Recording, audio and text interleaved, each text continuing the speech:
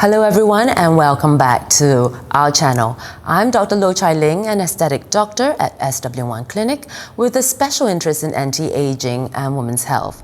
And today I'm thrilled to introduce a very special guest, Dr. Chia Yin Nin, a distinguished gynaecological oncologist from Gleneagles Hospital, Singapore. Dr. Chia is a leader in her field, known for her expertise in screening and treatment of gynecological cancers and a trailblazer in complex pelvic surgeries. Not only did she perform Singapore's first laparoscopic radical hysterectomy, but she's also an avid proponent of maintaining an active lifestyle, especially through jumping fitness. So join us as we dive into her fascinating career, discuss groundbreaking research in gynecological cancers, and perhaps get some insider tips on staying active. So stay tuned with these insightful topics with Dr. Chia. So Yin Nin, I've known you for so long already. Can you just tell us what made you go into gynecological oncology? From very young, I wanted to be a doctor. Because Okay. my father, he's a nurse. Okay. Yeah, and then he used to show me medical books, and then he used to show me documentaries. Okay. So I remember when I was a little kid, I loved watching those medical documentaries, you know, Yeah. open heart surgeon. So when I was a little kid, I really knew I wanted to be a doctor, I wanted to be a surgeon. Oh. I actually wanted to be a heart surgeon. Wow, okay. Yeah, because I was inspired by the documentary. So Yes. along the way, that was my goal. I want to be a doctor. Yeah. But along the way, unfortunately, a lot of my relatives came down with cancer. Okay. So half the time I was visiting hospitals, you know. Yeah, yeah. So in primary school, I used to go to, last time was Toa Payoh Hospital, you know. Yes. Now defunct already. Ah. Then I go to Tan Tock Seng. In fact, I quite like going to hospital. I like the Dettol smell. Okay. So you don't find it very weird, but I thought the Dettol smell was quite nice. yeah, So okay. I love going to Yeah, hospital. yeah. But the sad part is most of my relatives, they died from cancer. Okay. I saw how they suffered. And I tell myself that one day I will grow up, I want to help cancer patients. Then you know in medicine there are two divisions, either medical or surgical, right? Yeah. So medical, you can be a medical oncologist and help patients medically with chemotherapy. Yeah. Then there's a group of us, the more type A personality, Yeah, which yeah. I am, we are the surgical oncologists, so you do the surgery. Ah, So after okay. medical school, I decided that I'm more surgical. I have a type A personality, cannot sit still like Yes. you. And I wanted to pursue surgery. Yeah. So initially I wanted to be a surgeon, right? Yes. Like cardiothoracic, but I wanted Yeah. to do something cancer related. But when I did my surgical posting, I feel that they treat women like a female driver kind of attitude, you know. Ah, The male okay. surgeons, the male patients will all look at you and then they're like, are you sure this female doctor can do it? Yeah. But when I did gynecology, I realized that gynecology is actually surgery, but on women. Yes. And I realized that most women prefer to see female doctors, Actually, that's very true. right? I And then there's a prefer- realm of gynecology subspecialty Yeah. which deals with cancer. So to me, it is see. win-win, Ah, right? okay. It sort of directs me. This is the path I should go. So I love surgery. I Yeah. want to do something Yeah. related to cancer. Yeah. You know, why not lah? Just that the training years are hard, but I think it's worth it, Charlie. Yeah. I feel that I help a lot. I of mean, I've women known along you for the way. so long, actually from secondary school. Yeah. I've always known you probably want to be a doctor, but never knew it was gynecological oncology. I mean, I didn't even know it was oncology, you know, but Yeah. I always remembered that, you know, you were very active and very focused in secondary Yeah, I'm school. always very focused. Yeah, very focused, yeah. Do you know, for many of us, the term gynecological cancer, it sounds quite broad. So can you break it up for us to explain what does it encompass? So essentially, it refers to woman cancer Okay. related to below the abdomen. Okay. Yeah. Above woman cancer, you have breast. Yes. Below, we are referring to the female reproductive organ. Okay. So right in the center is our uterus, Yes. and then we have the cervix, and then we have the ovaries on both sides. Yeah. So any of these sites of the female reproductive organ can develop cancer. I see. So the commonest in the past used to be cervical cancer. Yes. Cervix is actually not a separate organ. Okay. It is part of the uterus. So Yeah. a lot of people, they thought that cervix is an entirely different organ from the uterus. It is not. Right. Cervix is actually part of the uterus. It is the door to the uterus. I The see. opening to the uterus. Okay. And in the past, that used to be the commonest cancer. Okay. Because cervical cancer in the past, we didn't know what is the cause. Yes. We didn't have any screening tool. Yes. Women did not go for screening, Yeah. and it was very, very prevalent. Didn't Anita Mui die from cervical cancer? That's right. Yes, I It remember. is a bit sad. Yeah. I think in today's context, she wouldn't have died, Chia Ling. I think in today's But isn't context, it treatable even then? it is perfectly treatable. Okay. In fact, cervical cancer has got a long pre-cancer stage. Yeah. That long pre-cancer stage, there are no signs and no symptoms. And that is the Okay. stage we want to ask women to come for us to detect. And that can be Okay. detected Yeah. by screening. So in the past, it used to be pap smear screening, Yeah, yeah. which all women are urged to go for it Yes. at least every 3 yearly, if not Okay. yearly. Nowadays, we know that cervical cancer is caused by a virus. Yes. So we ask women to do HPV testing, Okay. which is better than pap smear. Yes. In okay. fact, in years to come, we Yeah. will probably phase out pap smear and solely rely on HPV tests. I see. So the purpose of PAP and HPV is not to detect cancer. So a lot of people thought that Yeah. I go for screening to detect cancer. No. PAP and HPV is to detect pre-cancer. See, we where want is to that treatable? Yes, when there are no symptoms, it's very treatable. So I always tell lady, pre-cancer, you have no symptoms, no Yes. discharge, no bleeding. If you don't go for screening, you Yeah. will not know. You can be perfectly healthy, Yes, right? Like yes. you and me, perfectly healthy. Yes. But if you have a pre-cancer and it's detected, Yeah. it just appears as a white patch. At okay. colposcopy, we Yeah. can easily burn away the white patch. Right. So early treatment not only saves the woman's life, Yeah. saves the womb. And it's also an easy treatment. It's not Easy. very radical. Yeah, day surgery. The Yeah, minute yeah. you end up with cancer, unfortunately, the treatment will be radical. I see. Often you sacrifice fertility to remove the womb. Okay. You may end up menopause. You may Yeah, end yeah. up removing uterus tubes, ovaries, Yeah. lymph nodes. Okay. And you may still require So chemotherapy. and fertility may radiotherapy. suffer. Yeah. So, like, when do you recommend starting this pap smear? So As early in as the past, we used to possible? ask women to start the minute they are sexually active, Okay. or 25 onwards, Yeah. till age 70. But now people Right. life expectancy is getting longer. Yeah. So we may change the age recommendation. Yeah. So our take is that you can stop pap smear screening right now at 70, provided you have 3 consecutive negative one. Okay. Now HPV test, again, we recommend any woman to start by 30 if you're sexually active, minimum by 30, you can start earlier. Yeah, And the okay. recommendation is minimum every 5 yearly. But sometimes I tell my patient 5 years is a bit far. Yes, you know, yes. And like COVID, medical facilities shut down. So Yeah. I do tell them maybe just come 3 yearly. And you say this HPV test, is this a blood test or is it like a smear? It's like a pap smear. Like a pap smear, but you're testing different things now. That's right. So the Okay. same valve. Now what we do is Yeah. liquid-based cytology. So the other myth a lot of people have, they thought it's when they're having menses or staining, they cannot go for pap smear. That is the Okay. old style where we use the glass slide. Okay. So now we use liquid-based into a thin valve of liquid. So you can actually have your pap smear anytime? Yes, anytime. I Yeah, anytime. see. Okay. Anytime you can have. Yeah. And then that valve, we sieve out the cells for pap smear. Yeah. And the same valve, we use it to test for HPV virus. I see. So my daughter actually, not recently, a few years back, actually took the HPV vaccine. Does that actually help her? Yes, of course. Because we know that it is caused by a virus, cervical Yes. cancer. Scientists develop a vaccine. Yeah. There is very few vaccine right now that prevent cancer. So Yeah. we have liver cancer Yeah. due to hepatitis B. So most of us are vaccinated. Yeah, But the okay. other one is HPV. Okay. This virus vaccine, there are 3 generations. The very first generation, there are 2 types, Gardasil. The second, so-called second type or second generation Yeah. is Cervarix. Okay, yes. So this is the one that's currently offered universally in school for all our Singaporean kids. I think Yeah. age 14, Yeah. set 2, they get the vaccine that's free of charge. yes. The coverage is about 75 to 85%. So it's not 100%. Not 100. They cover about 2 strains for Cervix, and Okay. for Gardasil, they cover 4. Oh, okay. But the latest vaccine is Yeah. called Gardasil 9.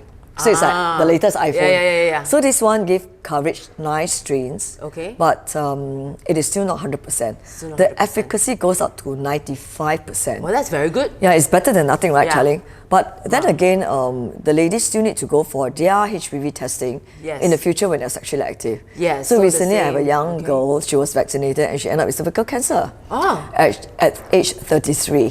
So I Wow. asked her, at the time, how come you end up with cervical Yeah, cancer? yeah. So she said she didn't go for screening because she thought that she had the vaccine and she's 100% protected. So we need to let the ladies out there know, even they are vaccinated, it's not 100%. A lot of time when you are vaccinated, you may already been exposed. Yes. We don't routinely do a baseline HPV test. Yeah. You know, so the key thing is whether you're vaccinated, not vaccinated, please go for regular screening. Okay. In the past, it's PEP. Now we recommend HPV. You can, of course, do combine. So any age from 25 or earlier to 70 or later if you happen to live longer. But you know, is there an age limit? I mean, for people like, you know, not young enough to take these vaccines? No, actually, as of any vaccine, the younger you are, the better the immune response, right, Chia Ling? But when they run clinical trials, the ladies that they recruit for the trials are from age 9 to 45. So you're saying that anybody between that age can actually go for the vaccine? If the clinical data. That also means that anybody outside the age group, sometimes patients come to me, I'm really like 46, does that mean I can't, you know? Or I'm 8 years old, does that mean I can't? Not that you can't, just that we don't have the clinical data to back you up. I know you mean. But you know, scientifically, it makes sense. It will make sense that it will make work. sense, yes. Yeah, it will work. We don't have the data. Yeah, just that we don't have the data. I recently gave one of my patients, she's in her mid-50s. Because she's widowed for a while. Yeah. And then starting to look for life partners. Yeah, exactly. And any life partners she meet right now, they're likely to be carriers. I've been exposed before. And for the lady, I decide to vaccinate her. That's actually a very good decision because a lot of ladies actually look for life partners after 50, not like in the old days, they stick with one. That's right, that's right. Maybe, you know, the way we look at these vaccines should change. We should change. I mean, that is the recommendation based on data, but we need to be flexible. Right? Don't just be by the book, This I can't, up to here I cannot do it anymore. No. It has to be a case-by-case basis, right? I think so. And we need to individualize, right? Yes. So, you know, I have a patient who actually said she didn't go for screening because she has hit menopause. She's actually in her 50s and she says, oh, you know, I've hit menopause. And in her mind, she actually says, I don't need to go pap smear anymore. Why? Yeah. Why do people think like that? I do not know. You know, is it because she thinks that with menopause, all the hormones shut down and so the risk of cancer is lower? Do you ask her? Did she say why? Her, she said, you know, since everything has shut down there, probably there's not going to be much chance of cancer. That's what she thinks. So this is a myth that we need to let the public know. The cancer risk for us is lifelong. Not just the woman cancer, any cancer for a fact. Oh, also because she thinks she's not sexually active anymore. No, the thing is, if you have been exposed to the virus before, so sometimes I have like born again virgin. Maybe they have one encounter when they're young. Then for the last 40 years they're not sexually active. Doesn't mean that there's no risk. Really? The fact is, it can linger on because the virus has got different strains, Chia Ling. So some I like to group them. Just imagine some are like sprinters. So they are like number 16 and 18. So if you see all the vaccine, they cover 16 and 18. Why? Because 16 and 18 are highly aggressive. They're like sprinters. So from infection to pre-cancer to cancer can be as fast as 2 to 5 years. So a lot of my young patients with cervical cancer, 16 and 18 positive, they develop cancer in their early 30s. But there's also a subgroup, you know, the non-16 to 18, still high risk. I call them the marathon runners. It can be strain 31, 45. Some are very slow. Some in your lifetime, they never reach the endpoint, which is cancer. Good lah, right? But some will, just that they take a long time. It can be 20 years, it can be 30 years. So recently I have an old lady, she's, how old is she? 83. Oh my gosh. With very advanced cervical cancer. The husband passed on for a very long time. She stopped screening. Very advanced. You know, 2 sons. She has not been active for goodness knows how many years. But yet she developed cervical cancer at 83 and it's very advanced. And you ask her, she said, well, same story. I've not been active, my husband has passed on. You know, I think I'm okay, there's no more hormones in us. I mean, cervical cancer is not stimulated by hormones. It is caused by a virus, so the screening should continue on. You know, and you can imagine if she stopped screening at 70, you know, then that's it. That's why, so now we don't really say stop at 70. If at 70 you're still very healthy and active, please continue your screening. And who's to say women in their 70s cannot have many boyfriends, right? But you know, besides, I mean, for my patient in the 50s, she says she's not sexually active. Your point makes sense. But there are also other cancers, right? They're very common. That becomes more common as you get older. You have so many things down there. That's right, like uterus cancer, for example. So the good thing about uterus cancer is that uterus cancer always presents with some form of abnormal bleeding. So after menopause, you know, we have to tell all the ladies, you should not have bleeding anymore. If you have bleeding after menopause, it is not normal. Please go for a check. Well, in most instances, it might be just dryness. Sometimes it could be infection. Yeah, okay. But at the back of the mind, we are always worried about cancer. It can be cancer of the cervix, cancer of the uterus. I see. Yeah. If you go for regular pap smear screening and it's negative, doesn't mean that the whole gynae no cancer. Yeah. Pap smear HPV screening only tell us about the cervix. Right. It doesn't tell us anything about the uterus nor the ovaries. Okay. So you have abnormal bleeding, your pap smear just done normal, you just need to think, could it be uterus? So get an ultrasound scan done. Yeah. Look at the uterus lining, could it be ovarian? I mean, ovarian seldom presents with bleeding. Right. Unfortunately, among all the cancer, ovarian is a silent killer, Chia Yin. Silent killer. Is there any way we can like detect it? I mean, cervical, I can understand, perhaps, but the rest? Yeah, uterus cancer, there's abnormal bleeding. So if you have postmenopausal bleeding, you come. Perimenopausal bleeding, please don't attribute to menopause. You know what I mean? Yes. Some women think that, oh, my menses is irregular, it's menopause. Don't be a doctor. Right? I have patients that bleed for 5 to 6 months thinking that it's menopause. In the end, realize something not correct because the bleeding continues and come and see me, it's uterus cancer. Okay. Yeah. Ovarian cancer, unfortunately, do not present with bleeding. So ovaries are a very small, tiny organ, deep-seated in our pelvis. Okay. Yeah. They can grow up to 5 cm before any lady will notice that there's something. Okay. Yeah. Once it's more than 5 cm, it starts to cause a little bulge in the abdomen. Okay. But a lot of ladies thought that we don't, they just think put well, on weight. Put on weight with a little tummy. This is menopause putting on weight. I mean, put on weight, it should be general. Our face should be fuller, our arms, our butt. If it's just a tummy, you know, especially when you lie down, you see a mountain. If it's fat now, when we lie down, right, it will flatten out. Right. You know what I mean? But if you lie down, right, the tummy will flatten out. If you lie down, you see a mole. There's something growing. But besides that, is there any other symptoms for ovarian cancer? A lot of symptoms you read in textbook, they tell you like bloating, indigestion. But it's so... These are stage 3 already, Chia Yin. When the cancer has disseminated, spread to involve the abdominal cavity, then they produce water. Then the lady will feel bloated, indigestion. I see. Yeah, I mean, unfortunately, there's no screening tool for ovarian cancer. We just tell patients, come once a year for an ultrasound scan, you know. But at the end of the day, be mindful of your body. If you start to see a little tummy and you're not fat anywhere else, or you start to feel some indigestion, don't just think about gastric, I eat something wrong. If the symptom persists, please go and see a doctor. I mean, it can be gastric, but it can also be stomach cancer. It can be colon cancer, but it can also be ovarian cancer. So is there anything that puts us in higher risk for these cancers? Like, I mean, I read somewhere that probably in my medical textbook that if you didn't have kids, you've never had kids before, then maybe you know you're at high risk. Now, pregnancy and breastfeeding, the ovaries, they are in shutdown mode. So when they're in shutdown mode, they do not produce estrogen, they do not ovulate. Uterus cancer is caused by estrogen excess.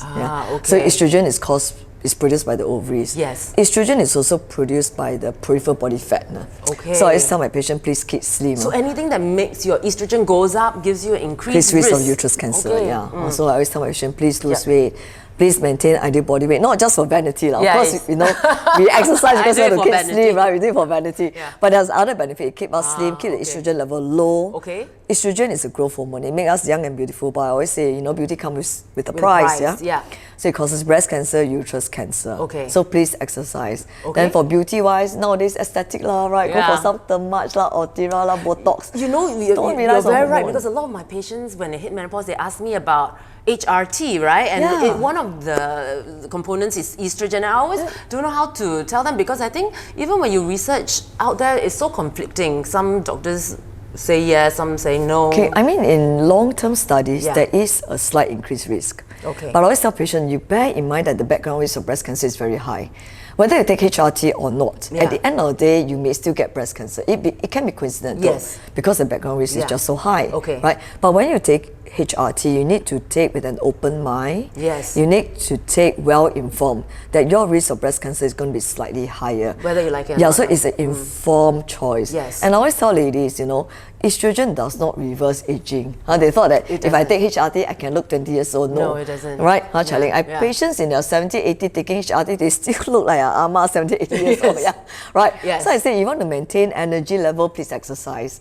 For looks-wise, I mean, please go for aesthetic Botox and whatnot lah. Estrogen will not keep us young, for goodness sake. That's actually very true. So a lot of my patients think that if they take HRT, it's going to, they don't need all these and reverse everything. It actually doesn't. And then there's some patients that talk about bioidentical. I don't know whether they ask you. Yes, they do. Say, oh, they say that bioidentical, they're safer. Safer. I tell patients, they are not safer. If there's any product that make you young, you know, it has to have estrogen in them. Make the skin smooth, it has to have estrogen.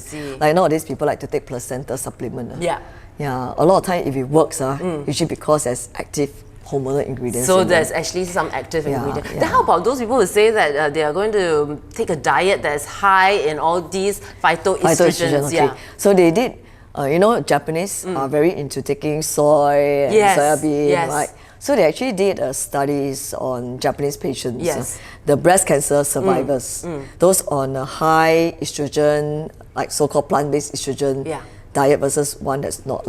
So the truth is that there's no increased risk. Oh, okay. So somehow you can if you take natural food source, that means you're talking about taking soybean. Indonesia they take tempeh you know, but not the orally consumed one. I see. So if you want to just maybe optimize your estrogen a little bit, it's okay through food, but definitely not even the bioidentical where it's transdermal, that means through the skin. Those are HRT. They are already HRT. So sometimes we rather they take proper HRT, because HRT, whether the transdermal one oral, we know the risk because that's scientific studies. And you know the dose. Yeah, whereas those plant-based supplement, you know, or placenta supplement, we do not run clinical trials on supplement. You don't really know what's inside also. Yes, we don't know. We do not know what active ingredients they put. Is it really just in the, you know, what you see on the labels, or could there be more? I see. And we don't run studies on them. There's no guarantee. You do not know the risk. So doesn't mean plant-based is safer. It's not. You know, doesn't mean herbal is safer. Some people say, oh, herbal is safer. No. In fact, if you really want HRT, then you go on the formal one. At least that one with clinical trials. We know the risk. You take it at your own risk, right? That's what I advise patients. So it sounds like you are not going to take HRT for yourself. I don't think so. You don't think I think exercise is keeping me very fit. But recently my dry skin is irritating me. I was going to ask you, is there any remedy for dry skin? Later I give you, I got. Yeah, dry skin. You know, I actually read one, is it Today newspaper interviewing you, and you said something like, oh, women who sit around and sedentary actually raises their risk of cancer. Generally, because the body fat, you know, the truncal obesity, it all boils down to the peripheral fat estrogen production. So the fat produces estrogen still. So exercise can actually help us reduce our risk of cancer, like maybe even before. Not just, and then, you know, with menopause, diabetes, high blood pressure, cholesterol will come to, you know, weight gain. So exercise actually address all. What kind of exercise do you think will help most? Anything. Actually, anything. If you ask me, I'll tell you jumping, right? Because I know you're jumping. Yes. But in fact, I tell women, just get moving. Any exercise. You like Tai Chi also can. You like yoga also can. I personally feel we should do a balance of cardio and exercise that stretches our joints and mobility. So cardio, it can be anything. It can be spin. I do jumping. Right? It can be HIIT. It can be jogging. It can be swimming. Then I believe in doing some stretching. Yoga, Pilates are good. Keep the joint flexible and maintain our mobility. But when I look at you, you are having very muscular arms, you know. So there must be some strength training. No, I don't do strength. Really? Yeah, I mean, for me, most of us, we must recognize our body form. Certain group of women will put on muscle mass very easily. And I happen to be that group. So if I do a bit of weights, I will look like Incredible Hulk. I don't look like Incredible Hulk. I want to look, you know, have a slim toned silhouette. So I learned the hard way. So previously I had a personal trainer, you know. So for 2 years, keep making me do weights. I look like Incredible Hulk, you know. So I said no. Then I realized that for people like me, I have to use my body weights. But there's a group of women, they exercise like mad, do weights like mad, hardly put on muscle. That group, they can do weights training. I see. So I would say no one solution. You need to understand your body, probably through trial and error, then you see what kind of exercise suit you best. But I think the main thing is you really must enjoy whatever you're doing. Because then you can keep it up, right? Then you can keep it up. If it's just dancing, you like dancing, by all means, I just dance every day. Because you know, I think I remember even in secondary school, when you in track and field and you were jumping a lot already. I was in track and field, I was not very good, too short already. I had no advantage. The leg's not long enough. Set 1 I was winning because everyone shorter than me, right? My set 4 everyone is taller than me, so I lost everything. Lost long jump, sprinting also lost, short part also. So you are actually teaching jumping fitness now, right? And Yes, that involves what? Jumping on the trampoline. On the trampoline, yeah. I must tell people, this is not my first job. Everybody thought I quit being a doctor on my part-time doctor, full-time jumping instructor. No. Doctoring is still my primary the job. one that brings in money, right? Yeah, that is my hobby. Right. But it helps me distress, Chia Ling. Yeah. I mean, I decided to become instructor for a few selfish reasons. Number one, if you go attend class, then the popular instructor class, wow, sometimes It's cannot very full. get. Yeah. You know, for us, our job, sometimes we can't be 100% certain we can make it. Yeah. Then last minute you want to book, you can't book the slot. Then if you go to this instructor, sometimes you may not like the playlist, right? Then sometimes you do not like the stats. So you're very practical about it. I'm very practical.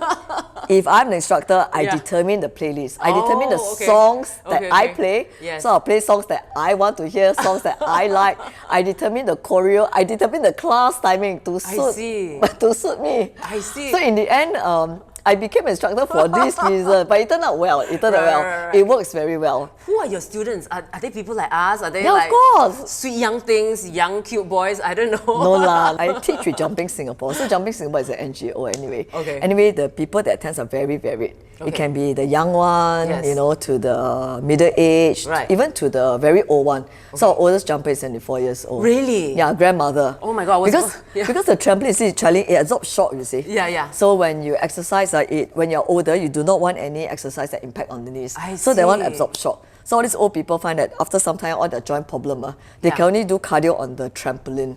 Or bicycle or swimming. Oh, I see. Because when you're older, when you jog, right, your ligaments and your joints, And how long is this class for? Like 10 minutes or what? 10 minutes Who can jump for longer than 7 minutes? Burn nothing lah. You need at least 1 hour. I always feel that cardio, you have to do a minimum 45 minutes, 1 hour. Right. So you see most of the class I spin all minimum 45 minutes. Yeah. I jump depending on how much I eat. If that day I eat a lot, I will jump 2 hours. No wonder you remain so skinny. So you actually, now I know why you can eat so much and still remain so skinny. I don't eat a lot lah, but I'm just greedy, you know. But I love my chocolates and my sweets. Even though you say that bleeding is one of the symptoms when we, for cancers. I myself, as you know, I had some bleeding last year, right? And then we did an ultrasound, we found a 3 cm mass, but then in January it became 6 cm. Yes. Yeah, and so then we were worried about cancer, but it correct. didn't turn out to be cancer. So there are other causes. Yeah, that's right. So Chia Ling, what you have is fibroids. Yeah. I mean, I always tell patients fibroids are pretty common. Most of us have fibroids in fact. Yes. It's getting more common partly because we're having less children. Like I said, pregnancy is protective against ovarian cancer, uterus cancer, fibroids and endometriosis. Yeah. But now we are getting married later, we're not having children. Yeah. So our risk of fibroids and endometriosis are higher. So yours is fibroid. Fibroids are common. Most of the time, they don't cause abnormal bleeding. Yeah. They cause menses to be heavy, but still regular. I see. Less than 5 cm in size, menses generally not heavy. Okay. Once it's more than 5 cm, menses become very heavy. Yeah. There's a small group of women during the perimenopausal years, because of the hormonal surges, the fibroids suddenly increase in size. Because on average, fibroids grow about 0.5 to 1 cm per year till menopause. Once you menopause, they stop growing. Doesn't mean they disappear. Some women thought menopause, fibroid all disappear. Yes. No, they just stop growing. So you have an 8 cm fibroid at age 80, it's probably going to be maybe 6, but it's not going to disappear. I see. They will string but not disappear, you know. But can you choose not to remove them since it's quite, I mean, if it's It not depends cancerous? on the symptoms, you know. So if your symptoms, the heavy menses is not too much, not by your standard, you know. Because I have patients tell me, can really put up with a lot, right? Yes, I say, it's okay. But when you check the blood count, the hemoglobin count is 8 there, Chia Ling. Okay. I mean, it's not that you can take it, it's not good for your heart overall. Chronic anemia strain your heart, you can go into heart failure. Chronic iron deficiency leads to skin and hair issues, immunity issues. So it's actually not okay to live with heavy menses. Okay. So the minute your menses is heavy, the problem is that a lot of women, they don't discuss about the menses. You know, all my life is heavy, what? That's what they say, right? Yes. But the minute you start to feel tired, and the minute your blood count drops below normal, it is heavier than usual. Okay. Yeah, then if the underlying cause is fibroid, then I mean, if sometimes it's very early and it's Yeah. small, we can give hormonal treatment to try to control the menses, you know. I see. But often you need surgery. You need surgery to remove. The perimenopausal group I was mentioning, a small group, suddenly the fibroid will increase in size because of the hormonal surges. Yeah. But then that is also the age whereby some fibroids can turn cancerous. I see. And the problem is we cannot differentiate. You cannot So differentiate. so if the fibroid suddenly increase in size, Yeah. we have no choice but to ask you to do surgery, just in case Yes. it belongs to the category that it turned cancerous. Okay. Then do things like taking oral contraceptive pills when we're younger, does it impact our prognosis for all these cancers? Okay, so in Asian population, Yeah. there's a myth. Yeah. They think that the oral contraceptive pill is bad for you. I'm not sure why there was such a myth. Yeah. But actually, the oral contraceptive pill is one of the best things that's ever invented for women. Really? So if you take it early in your reproductive life, Yeah. if you take it for prolonged 3 to 5 years, your risk of ovarian cancer and uterus cancer halves, time.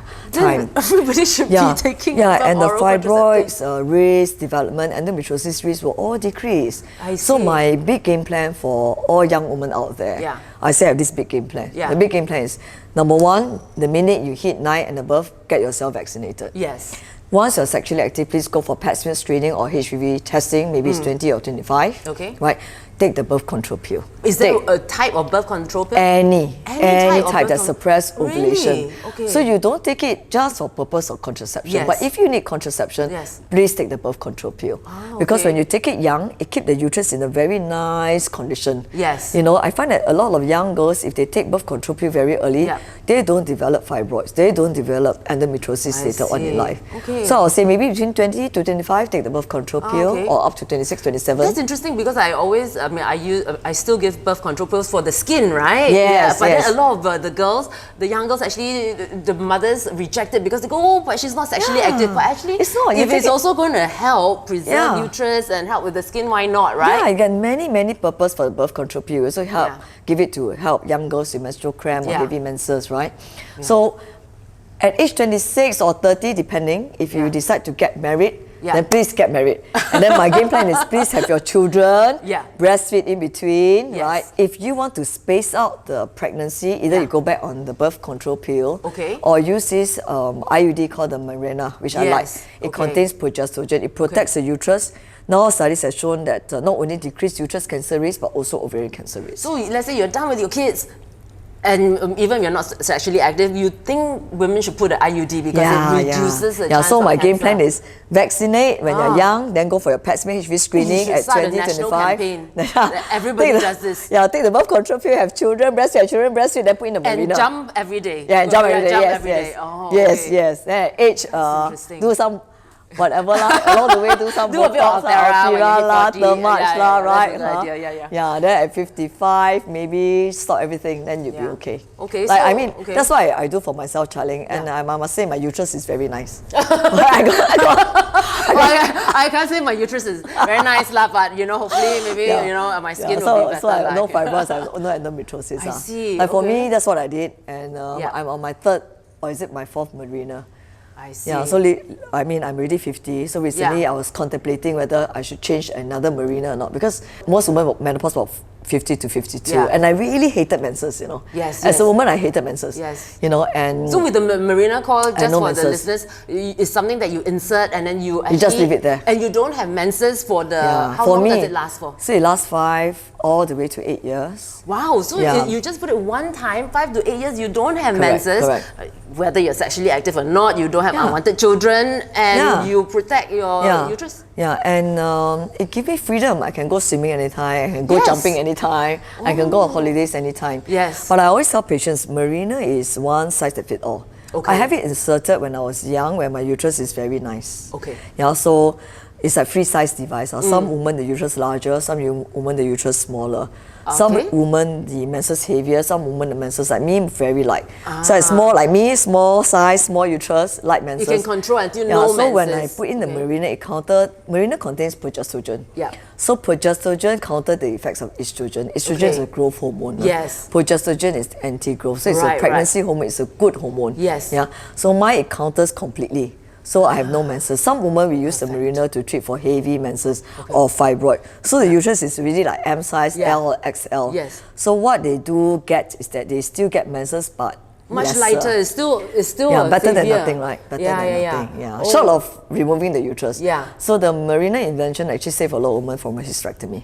In the past, they all end up having the uterus removed because just cannot control the bleeding or the cramp. Yeah. You know, everybody talks about anti-aging, you know. I always feel like, you know, people focus on the outside. But actually inside, right, the reproductive organs, doing all this, it's a form of anti-aging because it keeps it nice, it prevents all these. So, and there's so many things we can do decades before, you know. Yes, but must start early, lah, Charlie. Yeah. The young listeners listening in, you know, you have to start early. And then we need to educate all the mothers, you know. Yes. To tell the mothers, don't think that the birth control pill is the idea bad. of the birth control pill makes them feel like they are going to be sexually active, but you don't have to be. It is actually a hormone. Sometimes I tell mothers, be realistic. Because some mothers, I mean, we were all young once, Yes. right? So be realistic. Yeah. You cannot expect the daughter to only be sexually active after they get married. Yeah. Right? So rather than tell them not to do it, Yes. you should educate. Like I tell all my patients, you know. Yeah. I mean, if you feel not comfortable telling your daughters, Yeah. let me be the one to say so. Yeah. Yeah. Please protect yourself against STD. Yeah. Please protect yourself against unwanted pregnancy. Because we, at the end, as women, we bear all the responsibility. Yeah. I mean, if it's unwanted pregnancy, we bear, either we give birth or we bear the guilt of abortion. Yes. And abortion itself can cause infertility in the future. Yes. Yeah. Abortion should not be treated as contraception. We're killing lives, It is right? not, yeah. Then Yeah. the guys just, you know, I call it 拍拍屁股做了走掉. we shoulder everything else. So I tell women, please protect yourself. Yeah. I see. But then, and for STD, obviously, you also have to wear condoms, lah. Correct. Yeah, just the oral contraceptive is not going to help. Correct. Yeah. Condom protects against STD. Yeah. Some patient ask me, does it protect against HPV? Right. Condom doesn't. Really? HPV is not considered a STD. It is sexually transmitted, but it's not a STD. So fondling, patting, when there's contact of body fluid. You can already, and I guess it's a bit hard because maybe the guys don't have symptoms, they don't even know they have it. Precisely. So as long as you're sexually active, you need to. Yes. What happened to those people that has the first 2 generations of those vaccines? Can they go for that later one? Would you recommend it? Okay, generally, by right, a 75 to 85% protection is good enough. Okay. Yeah, so sometimes I tell patients, if you've already taken the vaccine, there's no necessity to. Unless your lifestyle, potentially you might be exposed. That means if, let's say, you're not in a stable relationship, you're constantly meeting more and more people, then you may want the added 10% I see. protection. Because it's just an added 10%. Of course, the vaccine is expensive. So sometimes you may want it, but you know, because the vaccine costs 3 to 4 per dose, you need 3 doses. So not everybody wants to spend on the vaccine. But sometimes, well, you know, prevention right matters, right? Rather than the cost of treatment. The cost of treatment is way higher than the cost of prevention. For sure. Then, you know, a lot of women are scared of seeking treatment because they are worried that if you remove their womb, then they're in menopause. So this is another myth that I want to address. The uterus, the womb, has got no hormonal function. Okay. What produce hormones that keep us young are the ovaries. Okay. The ovaries is not the uterus. So a lot of time, when we ask patients to remove the womb, we don't remove the ovaries. I see. So if we don't remove the ovaries, the hormonal production is still ongoing. Until the natural age of menopause. So when we remove the uterus, the woman have no menses, but that doesn't mean she menopause. Menopause means the ovaries stop producing hormones. So she's still at the risk of ovarian cancer? Yes. Okay. But nowadays, when we remove uterus, we remove the tubes.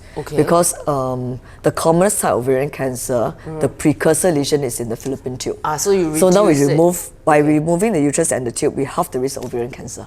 But it's not like taking out the ovaries. Taking out the ovaries to prevent ovarian cancer. But then you're in menopause. But you're in menopause. That is a surgical menopause, and it's very sudden. So in the past, a lot of bad press you read about, like people say, take out the womb, I age very fast, I become very weak. That's because in the past, doctors used to just remove the ovaries together. So it's but radical. Now we recognize the importance of ovaries. You know, even at 49, there's some hormonal function, so we'll still keep. You know, unless there's a strong family history of ovarian or breast cancer, we think that they're genetic carriers, then we will remove. I see. So you know what is the most common age for cancers, for these kind of gynecological cancers? Cervical cancer is about, there are 2 peaks. Okay. So those driven by the 16, 18, the highly aggressive one, the peak is about 30 to early 40s. Wow, that's very young, because at 30 to 40, you wouldn't think you'll get cancer, you know? Precisely. So those that come and see me, the day before they're still gymming what? So then they say, how come I got cancer? I'm very healthy, I'm still gymming like you. You know? Oh my God. So the only symptoms they have is vaginal discharge and some staining. Oh no. So please do not ignore vaginal discharge and staining. Okay. The other peak is due to the non-16, 18 high risk, the marathon runners. Those we see them later on. Okay. But we don't know what age, because it's 60, so bad. 70. Okay. Yeah. That also depends on sexual debut lah. Okay. Because it's a sexually transmitted virus. Yeah, the earlier. So if you have your sexual debut very early, it could be earlier. then it'll be earlier. Okay. If your sexual debut is later, then it'll be later. I understand. Yeah. How about the other cancers, the uterine, uterus or the ovarian, cancer? so rare? Uterus cancer, there are two groups of ladies. One is the older age group, the postmenopausal group, due to obesity. Okay. So those usually like in their 60s, you hit them, the obese one. There's a group that affect the young woman, the PCOS. Okay. So maybe a lot of the patients on their polycystic ovarian syndrome, then their facial hair, they come and see you. They're generally big. And they has got chronic, we call it anovulation. That means they don't release eggs all the time. So the body is deficient in progesterone. They're always hyperestrogenic. So those develop uterus cancer very young. In their early 20s and 30s. So I see a whole group of them. But that group is very hard to manage. Because you keep asking them to lose weight, but unless they are motivated, if they don't lose the weight, the condition persists. I see. So it's like a vicious cycle, right? They're going to lose weight, but then when they don't lose weight, it makes it. Ovarian cancer generally is about 40 to 50s. We see it. Okay. Yeah, 40 to 50s. If you are not single, if you're not delivered children, the age of onset a bit earlier, about late 40s. Those have children, maybe 1 or 2 kids, maybe later at 50. Among all the cancer, the most treatable is uterus. So uterus, because you can just remove the uterus. And also because uterus cancer is from the lining. So I always tell patients, uterus is like a batang, you know. So it contains you wrap the cancer for a very long time before it can spread. So if you know that there's abnormal bleeding, you come, 80 to 90% of the uterus cancer will be stage 1. And surgery is all that's needed. You don't need chemo, you don't need radiotherapy. Just remove the uterus. Cervical cancer depends. Like pre-cancer stage, in fact, you get to keep your uterus, right? You just shave it off.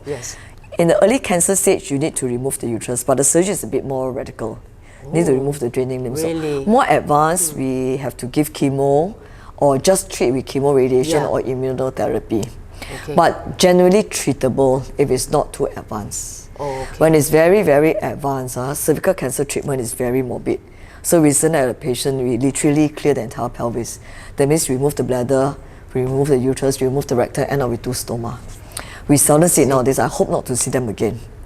These are in cases whereby they present very late and they failed treatment for some reason. The last group is the ovarian cancer. The ovarian cancer, all invariably will need surgery plus chemotherapy. Very hard not to do without chemotherapy, even for the stage 1. And ovarian cancer has a relapsing course. So about, like 80% will come to me stage 3. Among these 80% that we treat with surgery and chemotherapy, 50% will go into remission. 50% will have a relapsing course. Relapsing means the cancer keep coming back every 2 years, then the interval shorten, eventually they will succumb. In the past, this group of women usually die within 5 years. But now, medical technology has improved. There are new medicine, there are targeted treatment, all sorts of treatment. So now more and more women in that group, they are living on with cancer. We're trying to convert them from a fatal disease to one like a chronic disease, like diabetes, high blood pressure, whereby you learn to live with it. We try to control it for as long as we can. The aim is to get you to the next goalpost, whereby there are new drugs. The same drug after some time will lose its efficacy because of resistance. So the aim is to keep getting you to the next goalpost, whether you're lucky enough. And that's the one you say there's not many symptoms, you just have to look for maybe like a pelvic mass, right? Pelvic mass or bloating. But that would be a very late stage already. And what are the risks of ovarian cancer? It's not obesity like the uterine. No children. No children is a major risk factor. As long as they're ovulating every month. People who have never taken the birth control pill. Is it too late to take the birth control pill? In your 40s or 50s? If you have not taken it. It's better late than never, right? But of course, when you take it earlier, the protection is longer. When you take it later, sometimes mutations may already have happened. The birth control pill does thicken the blood a little bit. So in older women, you start to have diabetes, cholesterol, you know. Sometimes taking the birth control pill can increase cardiovascular risk, so like heart attack and strokes. So older women, sometimes we rather not start. You know, the other group of women at increased risk of ovarian cancer if there's a strong family history. So in the family history, there are people with breast cancer, ovarian cancer in the first or second degree, like relatives, alarm bell must ring. The so-called BRCA, the Angelina Jolie mutation, is actually more common than we think. In the past, we think that it happened more in the Caucasian population. But now we're doing the gene testing more frequently. We realize it's actually quite prevalent. Quite prevalent. But it doesn't mean it will manifest as cancer, right? The gene is there, but the epigenetics may be different. It's true, but highly likely. Just that in some families, the manifestation is predominantly breast cancer. Some families predominantly ovarian. Some families breast and ovary. But I mean, doing the gene test empowers you with the knowledge. But only with the knowledge for prevention. Either you go for regular screening, or like Angelina Jolie, you remove, you have quite a drastic mastectomy. So that's remove quite the breast and remove the ovaries. Breast, I think, is okay. Reconstruction technology is quite good. But taking out the ovaries prematurely, you know, the menopausal symptoms will come on. Sometimes the vaginal dryness is real. So sometimes I don't advise hormone replacement therapy oral.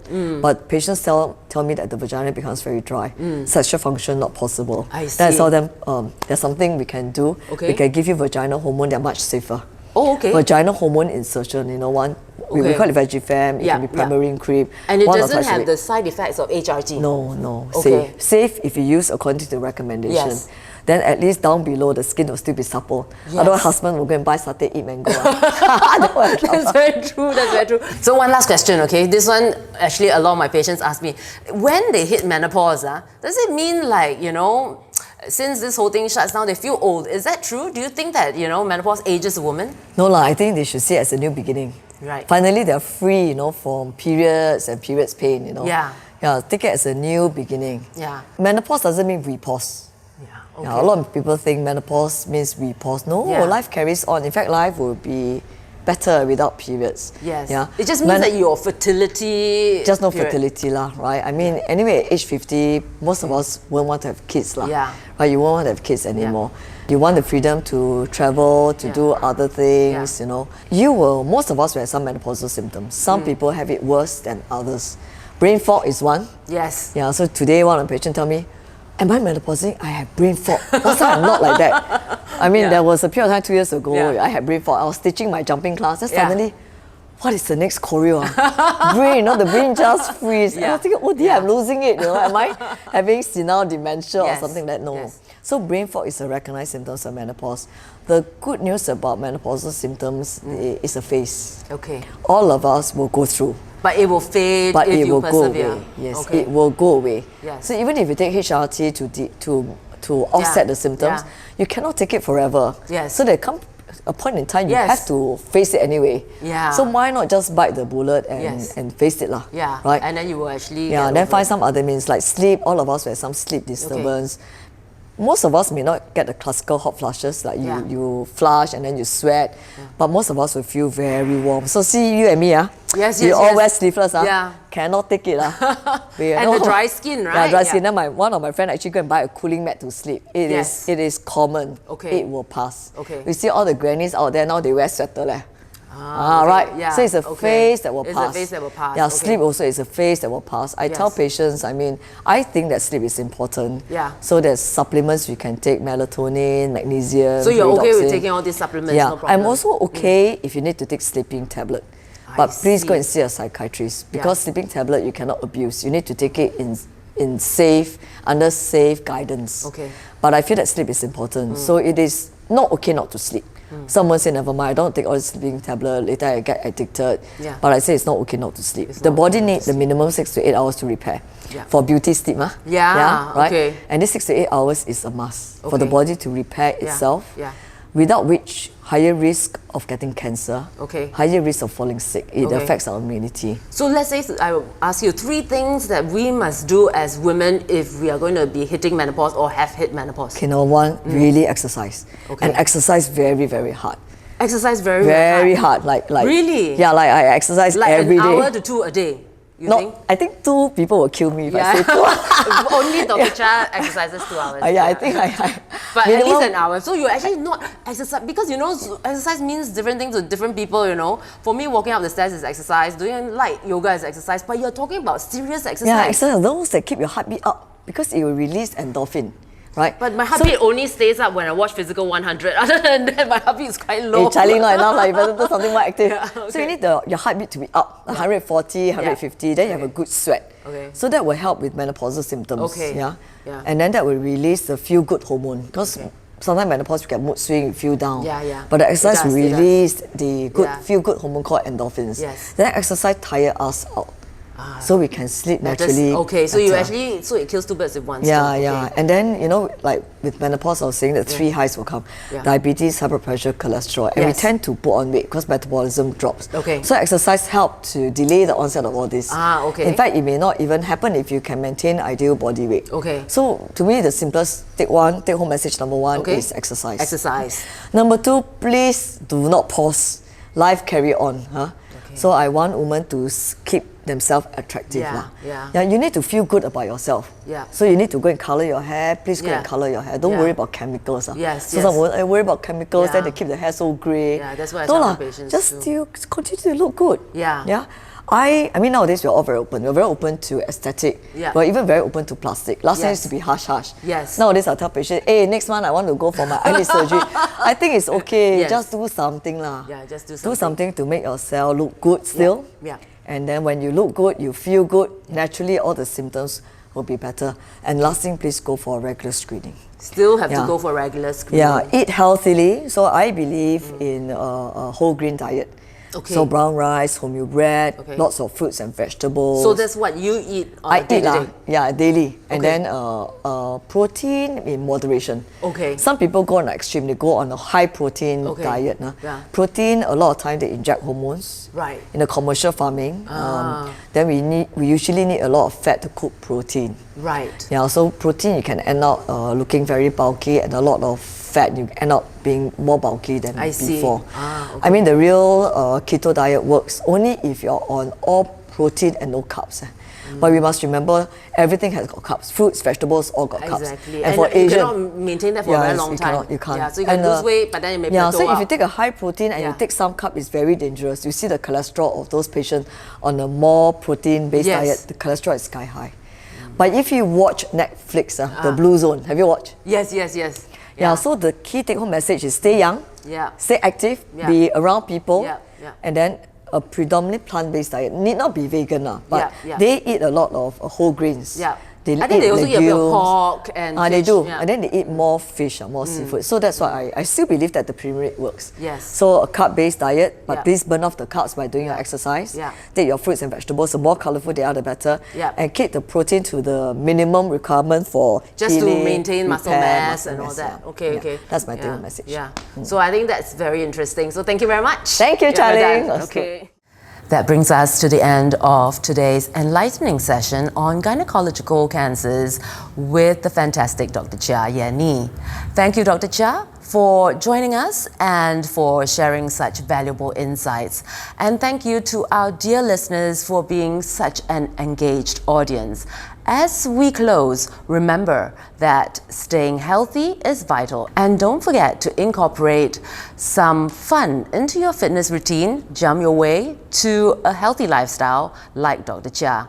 If you found our discussion helpful, please give us the thumbs up, subscribe to this channel for more insightful content, and hit that bell icon to ensure that you never miss an episode. Your support helps us bring more awareness to these crucial women's health topics. Stay healthy, stay informed, and until next time, keep radiating beauty inside and out.